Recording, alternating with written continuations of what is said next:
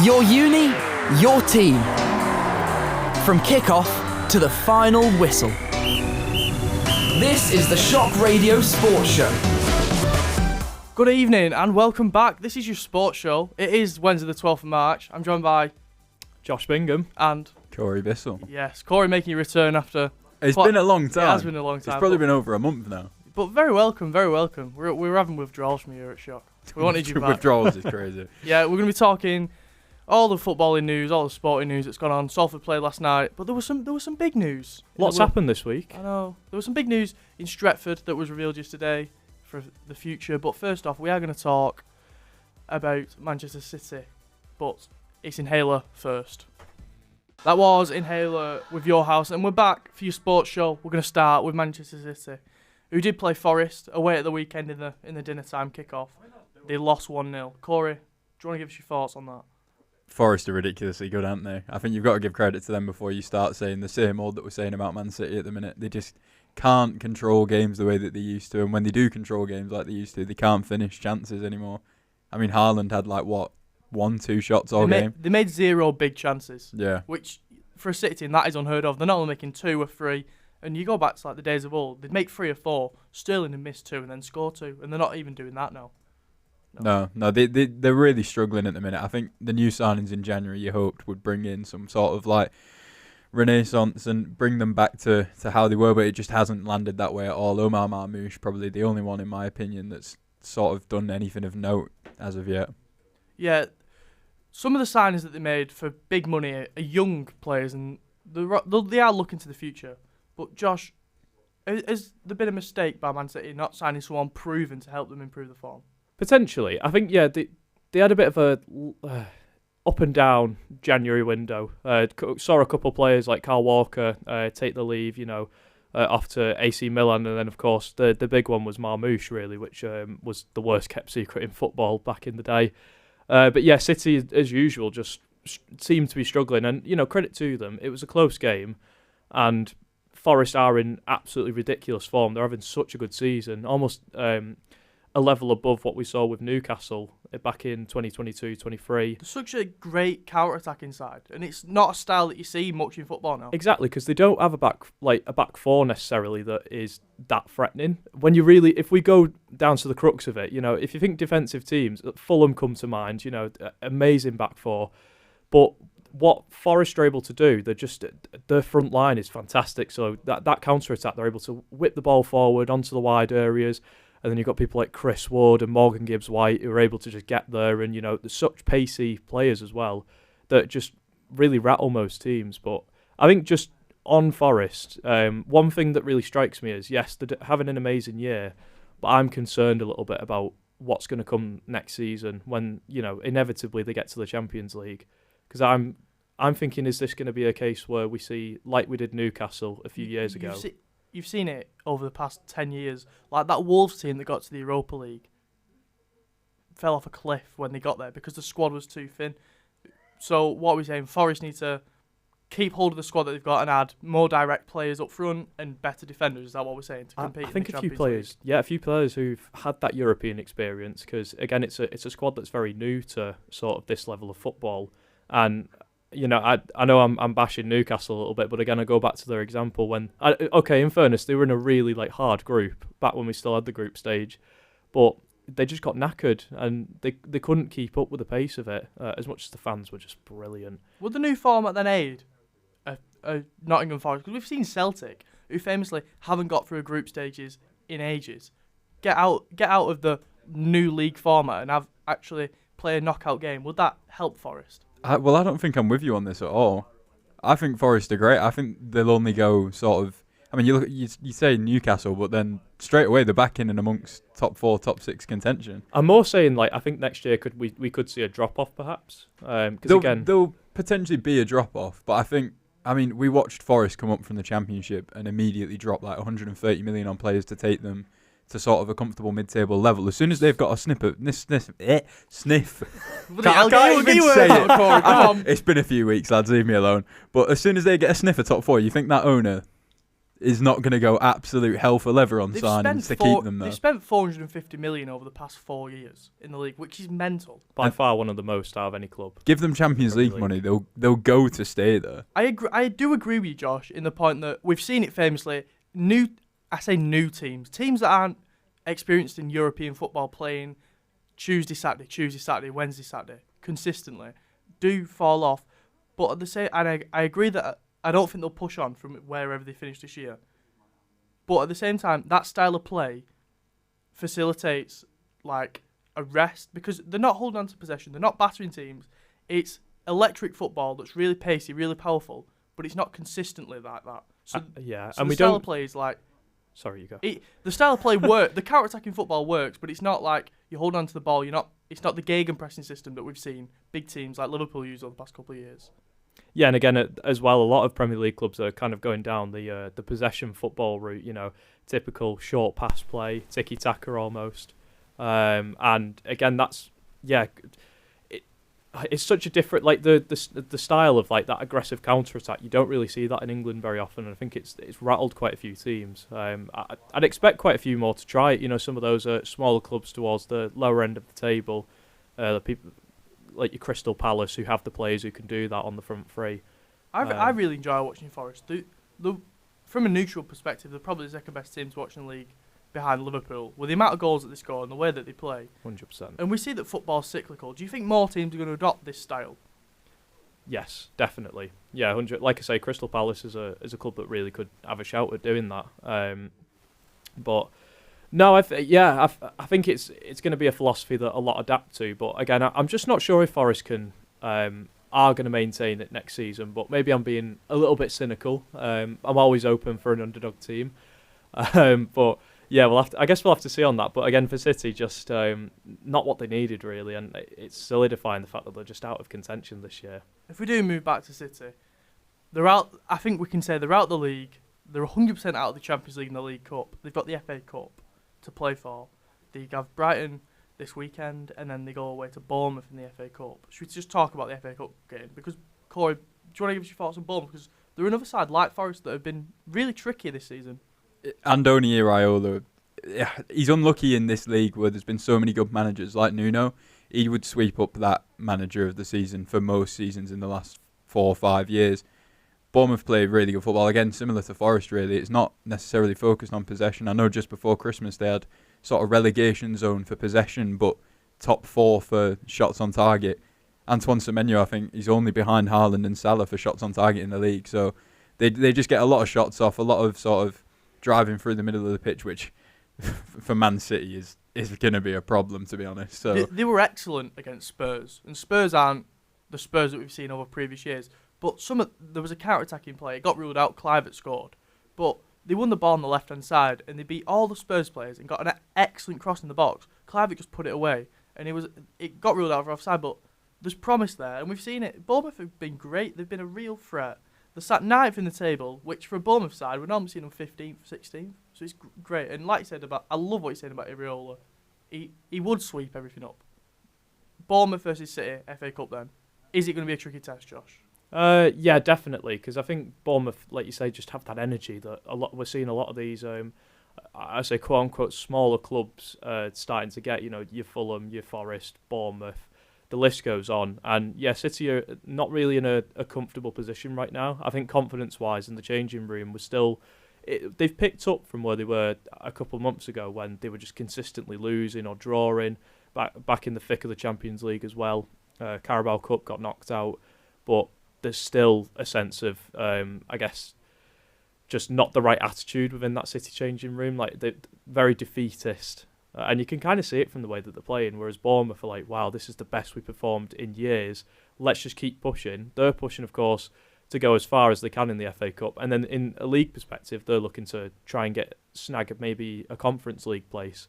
So they're absolutely going to give it everything on the pitch, and Areola will feed that back. But I do agree with both of you. I think he's been fantastic. Really underrated manager the past couple of years that he's been at Bournemouth, and you can see the difference that he's making.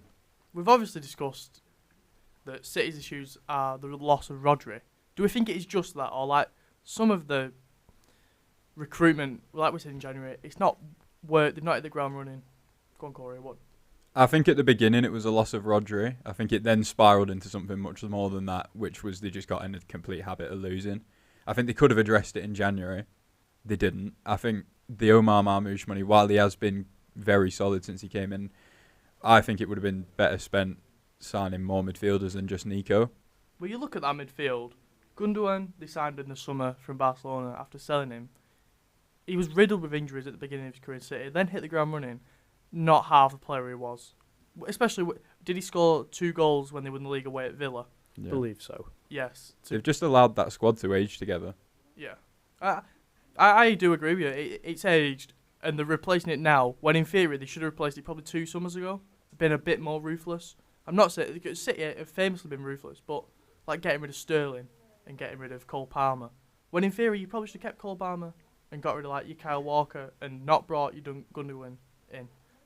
I think they were very confident that the squad wouldn't age. It'd age more like fine wine, I guess, that it would stick around for a couple more years, and Pep wasn't really concerned. But yeah, they've definitely, I don't know, they've lost out this year. I think that it could have been so much more, and they're in that point now where they've sunk down in the hole. I don't think City have really had a year like this in a while where they've really struggled. So I think it's had a knock on a lot of those players, because a lot of those big players have been indoctrined into that sort of winning environment where you're constantly, at the forefront, and now they're on the back foot. You can see the effects it's having on some of them. So I think Pep really needs to sort out the changing room next year and try and bounce back stronger, I guess, kind of like what we did last year as well.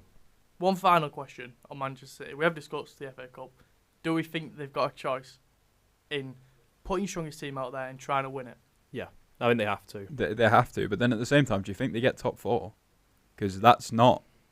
Great question. It's very much not nailed on. That's a brilliant question. I think I look at it like this. If I said to you now, currently where we're sat, who do you think's more likely to sort themselves out, Chelsea or Man City?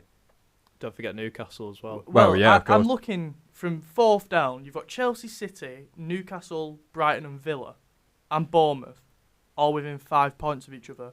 And I think you could make a strong case for any one of them getting top 4. Brighton's an interesting one, because I think you could argue they've had a bit of a up and down year where they've not really performed where we expected them, but yet they're still kind of hanging around there. I don't know, maybe it's because they... Do you know what? I'd like to say this. I'm surprised by Brighton, because I didn't realise they were 7th. I thought they were about sitting 11th, because they lost... Did they lose 7-0? Who did Forest beat 7-0? It was Brighton. Yeah, it was Brighton. Yeah. So they've had I believe some that was away as well. They've had some thumpings. They're so up and down, but they still somehow are up there. But Fabian Hurst was only... Is he 29? I think he's probably 30 by now. But Yeah. he's Yeah, very young young for a manager. Youngest Premier League ridiculously manager. young for a manager. So, all right, forget the FA Cup then. Do we think Man City get top 4 full stop? Because that's got to be the aim. I want to say no, just to spice it up a little bit, and it'd be really interesting to see them in a place like the Europa League, much like we've saw with United, I suppose. But yeah, I think there's definitely good odds. I can see Newcastle getting in that top 4, because they started off the season, you could argue, quite lacklustre, just not really attacking at the rate that we've saw the past few years, but they've just rose through, and December was a brilliant month for them. They were just winning games back to back, and they looked impossible to beat. And like I say, their strong suit is the fact that they're probably one of the most physical squads we've got in the league, and that really rattles a lot of those smaller teams, but also some of the big teams that are not really performing where they'd want to. I would like to say, in the chasing pack, the best form going, it's Brighton. They've won 4 games out of the last 5. That's absurd. Like, that's not getting enough attention, probably. I think, unfortunately for them, that's probably what's taken them from 13th, 12th to 7th. If they were already 7th and then hit that form. Yeah, I think they're great. But City, top 4, yes or no, Josh? I'm going to be bold and say no. I don't even think that's bold, no. There's too many. Nah, you can't write him off, though. No, I'm not writing them Can't off. I'm not writing them off, but I just think there's too many that are in that pack where they're just they could end up 8th, 9th. I don't think they will. I think they'll hang on to a respectable 5th, 6th, but I can't see them getting top 4. I'm going to have to agree with you. I think Chelsea are good enough to hold on, and I think that chasing pack is also good enough to put pressure on, and that City team's bad enough for them to buckle. Are you writing off Forest then? Do you think Forest have made it? Yeah, I think Really? You think Forest are in? Forest have been the third best team in the country. They have been, but this season, I think Forest are in. The style of football is so completely different, and we've seen teams beat them. We haven't seen them lose consistently. So that's my prediction for the top 4 race. Right, we've covered Manchester City. We're going to get into a little bit of the K's, and then we'll be back talking all things Manchester United. That was the K's with Breakdown in My Bedroom. This is your sports show. We're back. We've just covered Manchester City. Sorry, if you've missed it, you can catch us up on Mixcloud when it's uploaded after the show. But we are going to talk about the big news in Stretford yesterday, which was, well, it was the new stadium. The Butlins tent, if some people might say. Well, I heard there's a mosquito outbreak in Trafford, so they've had to, put some netting up to just fight against that. Oh, no. The netting is to stop Delos crosses going in the River Irwell. That's why the netting's up. It's obviously big news. It's probably the biggest news in sport that's going to be for the week. We've not seen a rework on Old Trafford in, 20 years? Yeah, I'm surprised we've not seen renders for a reworked Old Trafford that have been taken seriously, is my first point. Corey, you're the United fan here. Oh, whoa. No, I'm not. Are you not? I'm a Wigan fan. How have you got that wrong, How Will? have you got that wrong? Oh, you send don't him see off. me in 2 weeks. Getting sacked Suddenly in the I'm a United morning. fan. I could have thought you were a United fan. Absolutely not. Oh, well, I'm the only United fan here. Right, Corey's a Wigan fan. What are your thoughts as a Wigan fan? Because the DW and Brick Community Stadium is obviously better than that. Oh, of course. I don't understand the netting. I'll be real. Have they actually said what it's for? I don't think it's netting. I think it's Solar panels. No, I think it's do you know at Manchester Victoria there's the glass? Yes. I think it's like that. I heard it was like solar panels to kind of push for a more eco-friendly stadium, because obviously that's what a lot of the grounds are pushing for nowadays. It looked like you could see through it though on the renders. Yes. Yeah. But then have they just done that so that you can actually see the stadium, maybe? Possibly. Potentially. Are we at a point where technology is see-through solar panels? Oh, is that a possibility? Or is that Judging by the money they're pumping into it. By the way, where's are they? that coming from? Yeah, I am curious. Where's Well, this money coming? Should we start with some of the figures? Sure, go on. So United are roughly £1 billion in debt and want to build and owe £83 million in transfers by May, right? But want to build a £2 billion stadium that will bring 7.3 billion revenue to the area and will bring an extra 1.8 million fans a year to Old Trafford. Without swearing, those numbers are hogwash. No, it's not possible in the time frame given, is it? No, they're trying to push for being going back to being one of the biggest clubs in the world. Not to say that they're still not, even if they are struggling. But I believe this will be now the second biggest stadium in Europe, the biggest in the country. It'll be the second biggest behind the Camp Nou. Camp Nou, that's I it. think's just done itself 105,000 in their revamp. Yes, and that project's nearly finished. It should And be. they're another one who's they're in a silly amount of debt as well. Yes, Barcelona. and yeah, I don't know. I am really wondering, what is there going to be new ownership coming in? Is there going to be some sort? Where's the money coming from? That's the real question. It seems like a good long-term investment to get more funding. But right now, is it really the time? Yeah, Big Jim's cost cutting, where he's rationing toilet paper and getting rid of lunches for staff. I understand some of it, because what workplace actually does give out lunches for the staff? But at the same time, you pay stupid players who aren't good enough silly amounts of money. I hear they get free entry though on the Old Trafford slip and slide. Yeah, down the waterfall. Yeah. Funny. And that's why they need a new ground. Do we like the look of forget like the Butlins tent on the outside, the actual stadium inside, because the new Stretford End is a big cop essentially. I love that. And it's 23,500. I think it's brilliant. I can see where you're taking inspiration from. Cop just means big stand, mate. Yeah, I know that. It used to be like an incline sort of standing region, but now they've changed it. But no, I can see the inspiration. Just that's all I'll say on that. Corey, what are your I don't know if I'm more of a traditionalist. I think Old Trafford. I'm a big fan of what you do with Anfield. I think I'd rather see Old Trafford be done up. I'm not a huge fan of the Spurs stadium. I know that's probably everyone disagrees with me on that, but I don't like the idea of these new bowl stadiums that just have more seats. I don't think it's not a bowl. It's not a heartless I just don't bowl. like the modern ones. It's very I understand Allianz Arena, I think. The the man in the Bayern Munich top over at the Islands Arena is quite nice. So, do you know what it did remind me of straight away? It was like Saudi Arabia World Cup 2032. Yeah. It's a stadium ready for that. It's not Man United. No. One of the big things is, in all the renders, there's no historic elements that are at the stadium now. Like, you've got the Munich tunnel, the clock, all the statues, and none of them are on the renders. What are they going to do with them? Because you can't make a new stadium without them. Cause it does feel like they're erasing history a little bit. I mean, even knocking down the old Stretford end, that's a massive deal. But I don't know. I agree with you on that perspective. Not to gas up. Old has been there 115 years as well. 116, I think. 115. It got bombed in World War II. So United played at Main Road, and that's the only time they've not played in it throughout the history. And it's been rebuilt and redone consistently. And to just get rid of... Can you call it Old Trafford anymore? What, the new one? Yeah. New Trafford. New Trafford is an awful name. This is the thing, like, we're talking about funding. I suspect it'll end up being the Snapdragon Stadium, something like that. 'Cause Yeah. United's new sponsor from next year. I don't know. I understand the need to move into like modern sort of stadium building, but I just think getting rid of such a... Because Man United are like historically the biggest team in this country. So getting rid of that for the Snapdragon It's Arena not just a club. doesn't sit It doesn't right feel with the me. same. I mean, look at Anfield aren't the only example. Look at Craven Cottage, what they're doing Yeah. to their ground. An iconic football stadium that's been there in London for years. They and best never get rid of that cottage. They best just keep redoing Oh, it. it's fantastic. They best No. make it like Trigger's broom. It's had 14 new heads and 17 new handles.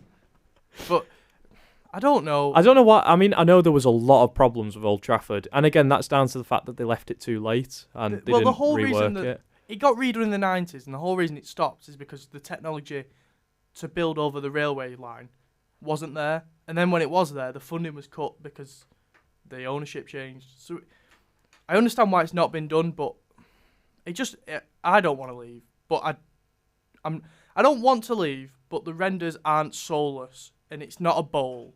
And it does look like there is some character there, and like the designer in the interview said that the historic elements, they're like conversation with fans that they're gonna have about it, which I do like. You're in the same bowl as I guess Everton fans really with Goodison Park. That's a really iconic ground. I mean, even when I've been in there, it's fantastic. I know I'm saying that from a rival perspective, but you can't but just be in awe about considering how small it is as well when we really like get to the crux of it. But again, Everton fans losing a part of their history, and I guess it's gone to United as well. Would you say there's something about, we all like a good football stadium, but the best ones are like the unpolished ones? Would that be safe to say, Corey? Oh yeah, definitely. As a Wigan fan who supports a team lower down the leagues, my favourite away games are the ones to like Morecambe, just some small ground, respectfully, that like they're the best away games. Like I can guarantee you, there's so many Premier League fans that, like you said, Goodison Park will be up there for one of their favourite away games. Yeah, the best away ends are the ones where you're like packed in, and it's always night for some reason. The lights are shining, and you score a late winner. They're the best away days, like Craven Cottage or Goodison Park. The Forest Stadium is another great example. I really like Chelsea's as well. Chelsea's is a bit of a mix of, it's been done up, but it's still a Stamford old Bridge is stadium. just one of those ones, isn't it? But yeah, no. Again, I think hopefully Old Trafford, or I guess New Trafford, we could say, or whatever, the Snapdragon Stadium, whatever they'll call it, that should hopefully still have the atmosphere that Old Trafford has now. Just with an extra 30,000 people. Well, yeah, yeah, it's going to be.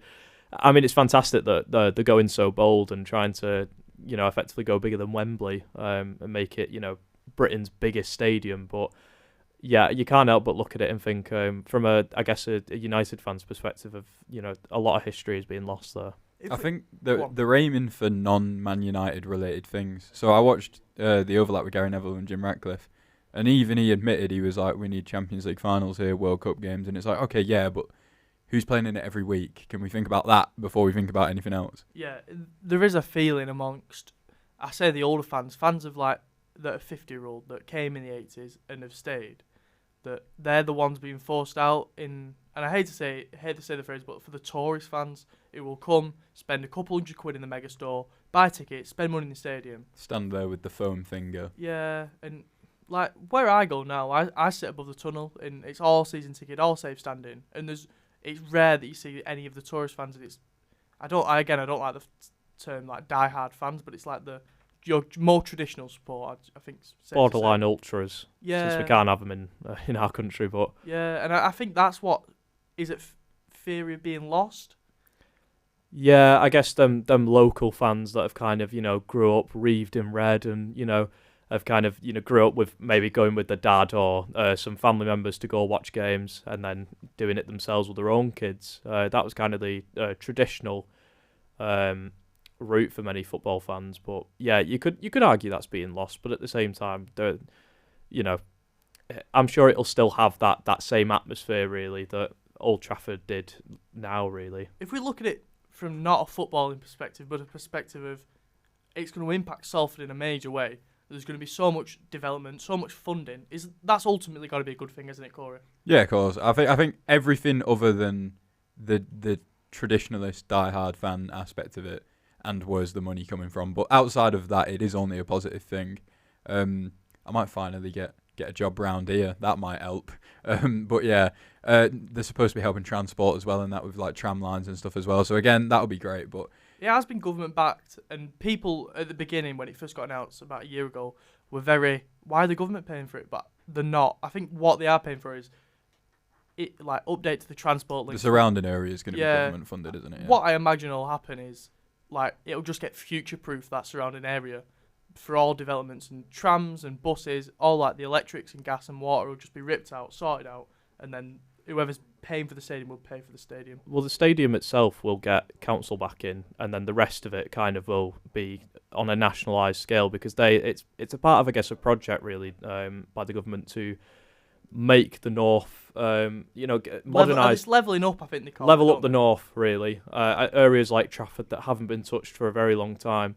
And I guess we could see repercussions perhaps across the north. Is that going to stretch to other towns and cities that are kind of nearby? But they're always on about expanding the Metrolink, and that might be the foothold into it, because as we aren't the news show, we're not going to get political, but we've just seen the Metrolink get expanded and into the B network and stuff like that. But if we just touch on actual Manchester United, the football team, Sociedad, they drew 1-0 in the first leg. It is the Europa League, United's only chance at silverware. How do we think it's going to go? United are at home as well. I think you're probably gone, to be honest. I don't know. I'm really struggling with United. I want to get your take on this in a minute, but I'm really struggling with United. I thought the Arsenal result on paper, you look at it, you think, all right, progression. We haven't lost a game. We're getting somewhere. But then if you look in the weeds of it, the performance just wasn't it. You just sank back into a back five. Yeah, but defensively, it was a good performance. All right, the first half in that Arsenal game, no team wanted it. I've never yawned so much at a football game. It was awful. Do you know when you yawn and your eyes get wet? These are sounding like negatives, Will. No, the first half was awful. And admittedly, you play a full 90 minutes, but the second half, United were the better team. And some of the chances that they missed, Raya was Arsenal's best player. Dalot actually made a good cross. Mazraoui puts it on target. It's a great save. United hit the post. Højlund has 2 chances. So there, if you score one of them, United win the game. And it didn't happen. And the second half we were miles better, and Arsenal weren't. I understand why Arsenal haven't won the league in the 3 years they've been challenging, because it's games like that where they go into a United team that is sat 15th. This is unprecedented, and they just don't win it. Arsenal's mentality is just in the toilet at the moment. I think it. I don't know if anyone saw the post-match interview with. He just ran off. Yeah, walked off. Totally just crashed out effectively. He stayed until they asked him about the league title, and he ran off. Is this Arteta? Yeah. Have you not seen it? No. So he tries to walk off when he thinks it's the last question. Then they just whoa, and they ask him about the league. Doesn't say a word. And he just storms off. Yeah. You can tell there's a lot of frustration there because, like you say, Arsenal shouldn't be that far behind, and it's been 3 years now where they've been just about there against City, lost out, probably because City have just been on another level. But now Liverpool's come out of nowhere, so's Forest, City are now dropping off, but then you've got a bunch of other teams in the back line waiting. So, yeah, I think it's real telling into Arsenal's mentality right now. But in credit to them, they don't really have that kind of key striker that many other clubs have. But they've had the chance to buy him, and that's their own issue. Yeah. But if we just refocus, I'm going to push it for. You said United had gone, Corey. What do you think the score will be on Thursday night? Score-wise, oh god, like I said, defensively against Arsenal, you were all right. I can see you maybe conceding. No, you won't concede more than 2. It's not like it's What's not a sentence. You won't concede more than 2. Like, it's not like in previous times where you've gone to like Champions League away games against like Sheriff and conceded 2 or 3 and just looked absolutely diabolical. Yeah. Like you are defensively sound because you can sit back in a 5, but that's not what Amorim is. It's not. This is what I was going to say. I was going to say, where do you sit on Amorim at the minute? Because I've seen some crazy shouts for him to be sacked already, which, by the way, I disagree with. That is modern football in a nutshell. It is. But sack a manager that is at the minute, you are a back 5 team. That's what you've become. The new system. I ain't got my coaching badges, so what do I know? I play Football Manager. I enjoy the new system. I think on the second half, the fullbacks played a lot higher and pinned Arsenal's wingers back, so then you don't have to defend as deep. And it worked. And I think the first half was see the first half out and win the second. And he sat in a 5-4-1, basically. I think that he's been a bit unlucky with injuries, as we've seen again. He had to play Aidan Heaven, who's just come in, signed from Arsenal. He's 18 years old. Didn't look out of place. I think he sorted the defence out great. But it's like the loss of Alessandro Martinez, who might not be a good footballer, depending on your opinion on him. But one thing he does is progress the ball through the lines. And you look at United, you get the ball to Bruno, and Bruno's either he's too high up the pitch, where you can't get the ball to him, or he's too deep, and he doesn't impact the play where he's best. So he's just got it's a balancing act of sorting that midfield out and getting the ball to Bruno. I think that's the issue. Well, it's your front line, I think, that are just the key. Obviously, key struggling points. Well, yeah, because I think I agree with you. It's been a step up from Ten Hag ball. This new 5 at the back formation.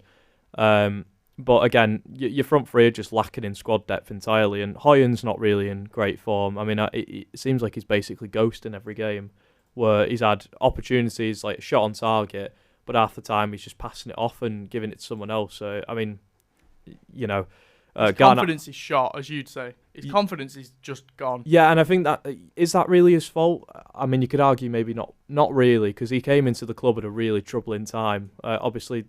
And United fans just banked on him to be on Haaland's level, and that's a really pressurising thing to do.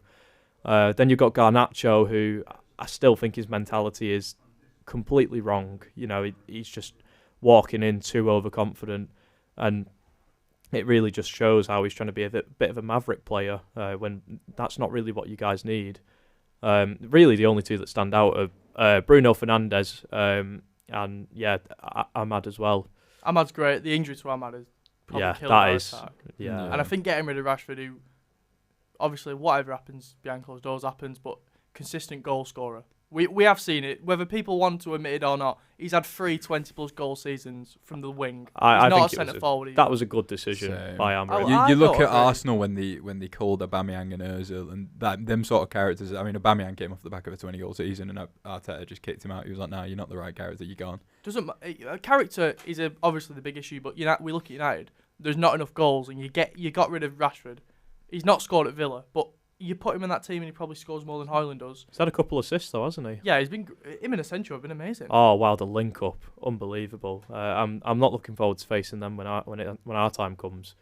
No. But no, definitely, I think. Yeah, I don't understand fans, like modern fans nowadays, when they're just calling for managers' heads, and I especially with Amorim, like give him some time, man. You gave Ten Hag a good couple of years, and he was getting his song and praises in that after that belting first season. Amorim's walked in where United are absolutely in the gutter, worse than when Ten Hag came in after Ollie got sacked, and then you had Ranić in interim for a couple of months. Amorim's coming at probably the worst time for United, and you need to give him some credit because what he's doing right now is pretty solid. He's getting rid of the players that have been causing problems. He's bringing in a couple lesser known players that are really starting to develop, a couple young ones as well, and who knows, next season could be a very different picture for Manchester United. Yeah, United have stagnated since the loss of Fergie, but after a bit of Fleetwood Mac, we'll talk about Salford City, who post-Christmas have been stagnated themselves under Carl Robinson. That was a little bit of Fleetwood Mac with Go Your Own Way. This is the Shock Sports Show. We're going to touch on Salford quite briefly because we've seemingly asked the question since Christmas. Can they get promotion? Salford rose to about third before Christmas, and we were loving it here. As our local team, we thought, big up Salford, get us to League One, a few more grounds that we can go and sit in the press box for. But a 4-0 loss to Chesterfield last night has seemingly crushed them hopes once again, Corey. Yeah, I think in the grand scheme of things for the season, it's not crushed them entirely. I think they're only 6 points off of the playoffs, I believe. So in terms of season wide, the hopes are still on. It's still on. The League One tour the bus ain't breaking down yet, Will. It's not left the station without them yet. No, but they're running for it. I think that's safe to say. Yeah, the bags are over the shoulder going everywhere, but they are running for it. But there's still a chance. They're only 6 points off. There's a long way to go yet. And if they can recapture that form that they showed just over the Christmas period, there's nothing saying that they can't fly back up that league. No, we've got 10 games left in League 2. Salford 6 points off, as you said, but considering where they were sat third, and they were hardly conceding, so that was helping them, but they were hardly scoring, and now they're conceding loads and not scoring. Yeah, there's been a bit of a drop off, and like I say, I say it every time we talk about Salford. It's League 2. You cannot trying to predict League 2 is just impossible. It's ridiculous. It changes every week, and yeah, I think there's still plenty of games. I'm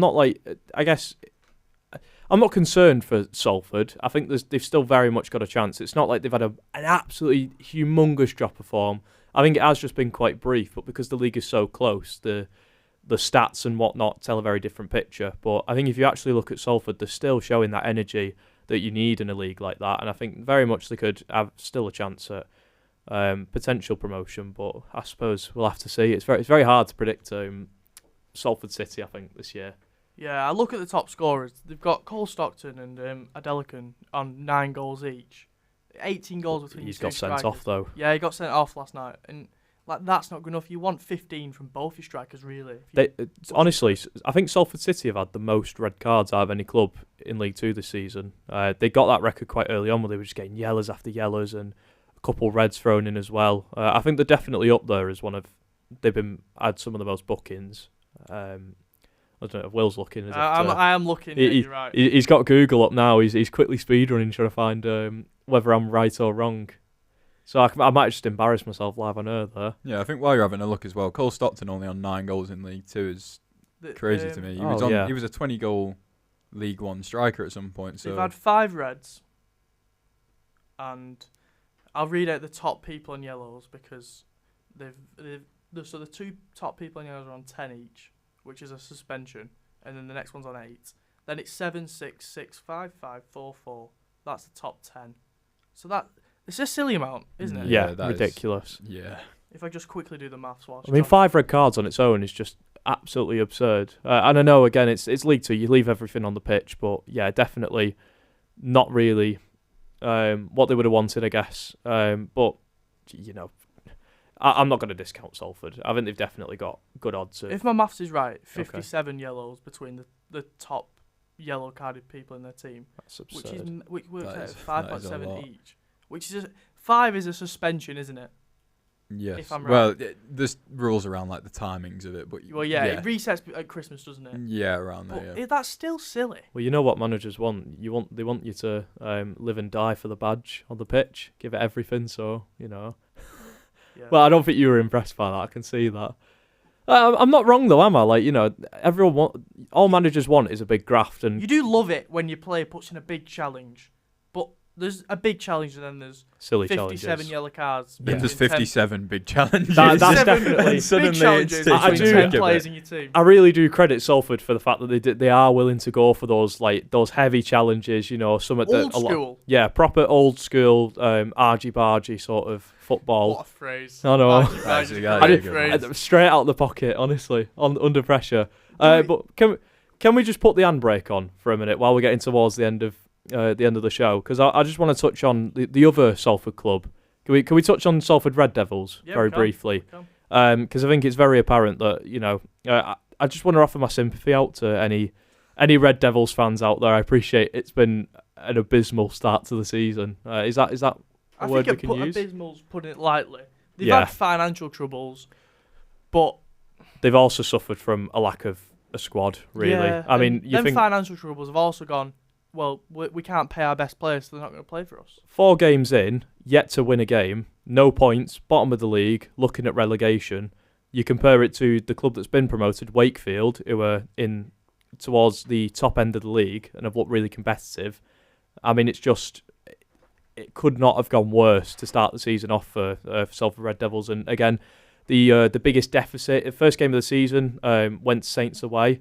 Of course, saying that as a Saints fan, I was a very happy man. They brought a mainly reserve squad, and it was the biggest losing deficit we've ever seen in Super League history. And well, you can see it from the points difference, negative 158, which is just, I mean, it's absolutely absurd. So, I mean, Will, where do you think really Salford are going wrong? You know, I know you're not the biggest rugby league man, but you've started to turn a new leaf. I enjoy watching rugby league. The past few weeks, I've just chucked it on a Friday. It's Friday night on Sky, which is it's enjoyable. crackers. I don't know. It's just if you can't pay your best players, then there's a big issue because in rugby league especially, your best players are your best players. Like, they make a difference. It is a perceivable difference, and I think that's an issue. I just think sort like the finances out, and then they'll be getting there. I think that's the best way to put it. They just look totally like they give up before the first whistle's even blown. Like, genuinely, I've never seen a team in rugby like with such a low mentality right now. And again, yeah. So I appreciate, like, for Salford, they're just in a really bad place. They had all the stadium troubles as well as the financial issues. But it could be a long season for a lot of Salford fans. But yeah, I mean, I guess credit to them. The Super League has been really competitive this year. Even Wigan have looked sometimes on the back foot. St Helens as well. You've got teams like Hulkinson Rovers coming out of absolutely nowhere. They're top of the league. Lee as well started off their first win against Wigan, I think, in potentially one of the only wins they've ever had, if not the first ever. It is the only win they've yeah, ever had. exactly. Like against Wigan Wigan away, they're absolutely ridiculous. Are you a big rugby league fan, Corey? Not particularly. As a man, I'm definitely more. I know, as from Wigan, and I'm not a massive rugby fan. But all Wigan does is eat pies and watch rugby league, famously. Yeah. Because football's not your main sport, there, is it? And chat rubbish about St Helens as well. I think it's shifting, or has shifted more over recent times. But no, you are right. Wigan rugby, you would think, being from there. I'm from Bolton, and we seemingly have just been avoided. Football's the big sport in Bolton, and rugby, it's just gone like around us and just carried on straight down the M62. That still baffles me. Yeah, why Bolton doesn't have like a somewhat decent rugby team when you've got Lee have got one, Wigan have got one, St Helens have got one, Salford have got one, Warrington's got one, Leeds as well. Well, Leeds are a bit further away. Well, you get my point though. Well, like, yeah, there's You're not the only ones though. Blackburn, Blackpool, Preston. They're a bit more further north though. Like, yeah, I suppose, but it's still Bolton are a stone's throw from Wigan, next door neighbours, basically.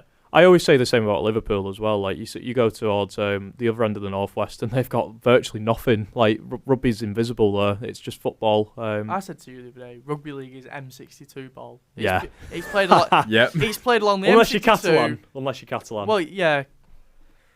The M62. Or London Broncos as well. Yeah, but all the good teams are up here, though. Yeah, all the good teams are up here, and down south it's rugby union. That's the Yeah, dominant. that is. Rugby. You're spot on there. There's a real difference. You know, you go down south and you've got like places like Bath, Gloucestershire, all with big rugby union clubs. Saracens. You go. Yeah, exactly. From the outside looking in, it Harlequins. feels a bit like the National League North and South. I know it's a different sport, National League, obviously. National League but South. it does feel a little bit like that. That's a brilliant analogy. It feels a little bit like that. Some of the teams in National League South and National League North are crazy because there's some teams in the North that should be in the South. And have you seen the distance that some teams in the North have to go south? Oh, it's because of the amount of good teams around London. It's crackers. It's ridiculous. That's the nature of England for you, I suppose. Yeah, it's just a bit backwards, aren't we? A backwards folk. But that has been our sports show. We're nearly done. We've got a minute left. Corey, thank you for joining us. It has been a pleasure as always. It's all right. I'm back on for the first time in a month. I got loaned out for a bit. I don't know where to. Loaned out, really bit of experience. Yeah, came back, hit the ground running, bagged a couple of goals, get him up front for Salford. That's what I say. You were well missed. Yeah, I think that's safe. Cheers, boys. Yeah, thank you for joining us again, Josh. You are like the old sofa in the corner. Yeah. Always there, always knocking around. It's always me and you against the world, you could say. I won't go that far, mate. Wow. That was quite cute. Oh, just put the ring on it already, Will. Yeah. My God.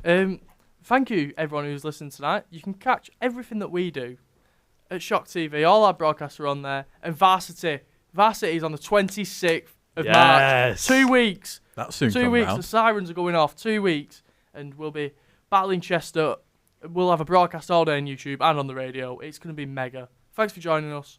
Everything that we do, like I've just said, is on Shock TV. All our socials, Shock Sports. Mixcloud too. Yeah, Mixcloud. This is Baby's Back.